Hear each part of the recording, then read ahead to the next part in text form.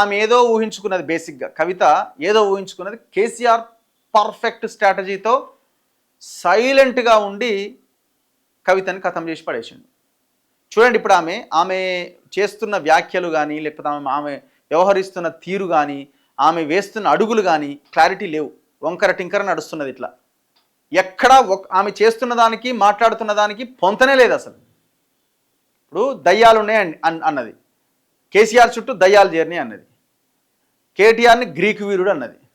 నువ్వు కేసీఆర్కి నోటీసులు వస్తే నువ్వు కనీసం రెస్పాండ్ కాలేదన్నది. మళ్ళీ చివరికి మళ్ళీ ఆయనకు నోటీస్ వస్తే రెస్పాండ్ అవుతున్నది. బీఆర్ఎస్ పార్టీ కండువా కప్పుకుంటలేదు, మళ్ళీ నాది బీఆర్ఎస్ పార్టీ అంటుంది. కేసీఆర్ గొప్పోడు అంటుంది, పార్టీలో దయ్యాలు చేరినాయి అంటుంది. అసలు ఈ ఒకదానికి అసలు ఎక్కడ లింక్ లేదు. పొలిటికల్ పార్టీలో ఉన్న వ్యక్తులు, రాజకీయ నాయకులు కానీ, ఏదైనా ఏ లీడర్ అయినా సరే ఒక లక్ష్యంతో ఉండాలి, ఒక టార్గెట్తో ఉండాలి, ఒక విజన్తో ఉండాలి.